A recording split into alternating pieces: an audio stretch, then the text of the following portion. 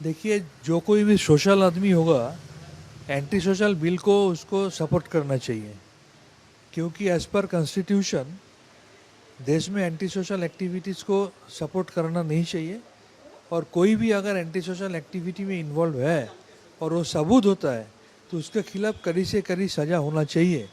Anti social activity में involve होके, anti national activity में इन्वॉल्व होके, खून खराबी में इन्वॉल्व होके, child trafficking, women trafficking, drugs trafficking में इन्वॉल्व होके एंटी सोशल एक्टिविटी भी अगर करते रहेंगे और इसके खिलाफ कोई कार्रवाई नहीं होगा, ऐसा तो हो नहीं सकता है।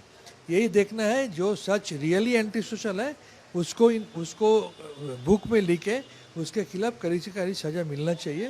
तो इसके लिए मेरे को लग रहा है ये बिल जो शुभेंदु अधिकारी जी चीफ मिनिस्टर लाया है, ये एकदम बहुत अच्छा बिल है और इसको सही तरीके से इस्तेमाल करना चाहिए। इसी तरह से एक और बिल आया है, ओबीसी बिल, जिसमें 33 कम्युनिटीज़ को हटा के 66 को इंक्लूड किया है। रिजर्वेशन कोटा भी 70% से रिड्यूस करके 7% कर दिया गया है। देखिए, schedule caste, schedule tribe, OBC जो लोग होते हैं, हम लोग का ये इंटेंशन क्या होना चाहिए, जो पिछले वर्ग का आदमी है, जो schedule caste, schedule tribe, OBC में बिलोंग करता है, उसको थोड़ा ज़्यादा सुविधा डेवलपमेंट के लिए मिलना चाहिए।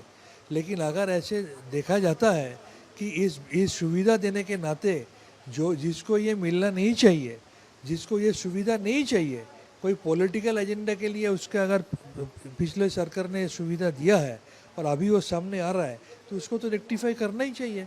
एक डेढ़ महीना हुआ है नया सरकार का, कि इस नया सरकार में इस एक डेढ़ महीना में शुभेंदु अधिकारी जी अगर जो लोग रियल इन नीड है, जिसको सही तरीके से ये इसका सुविधा मिलना चाहिए, उसको सुविधा देने के लिए, और जिसको सुविधा मिलना नहीं चाहिए उसको भी मिल रहा था, उसको निकालने के लिए जो किया है, इसको अप्रिशिएट करना चाहिए। एक और बिल आने वाला है यूसीसी, लेकिन उसको पहले कैबिनेट में ड्राफ्टिंग करने के बाद एक कमेटी में भेजा जाएगा, वहाँ से रिपोर्ट आने के बाद ही टेबल किया जाएगा। यूसीसी बिल को लेकर क्या बोलेंगे? देखिए, यूनिफॉर्म सिविल कोड जो बिल है वो तो पश्चिम बंगाल में पहले नहीं आ रहा है, इसके पहले भी 3-4 स्टेट में आ चुका है, और सेंट्रल गवर्नमेंट सेंट्रली भी इस बिल को इंट्रोड्यूस करने का कोशिश कर रहा है। यूनिफॉर्म सिविल कोड के द्वारा अगर एक यूनिफॉर्मिटी लाया जाए, हमारा कॉन्स्टिट्यूशन जो यूनिफॉर्मिटी का बात करता है, तो हर एक धर्म को अलग अलग रिस्पेक्ट देते हुए भी एक यूनिफॉर्म नेचर अगर इंडियन सिटीजन को दे दिया जाए, ये तो बहुत अच्छा है।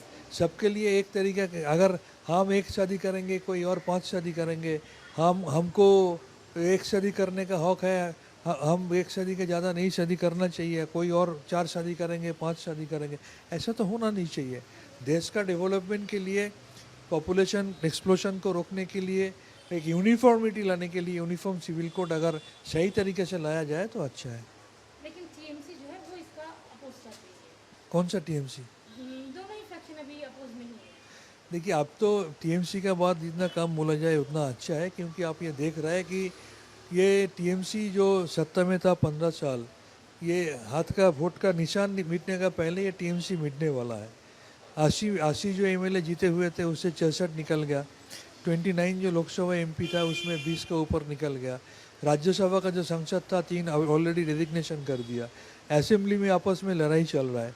इसका मतलब ये है बंगाल का जो जनता जनार्दन है वो ये हिमालयन करप्शन के लिए और करप्शन करने वालों को मदद देने के लिए, और मेरा जैसा आदमी जो करप्शन के खिलाफ आवाज़ उठाया था उस टाइम पार्टी में रहते हुए, हम लोगों को पेनलाइज करने के लिए, हम लोगों को सज़ा देने के लिए ये बंगाल का जनता जनार्दन अभी टीएमसी को रिजेक्ट किया है।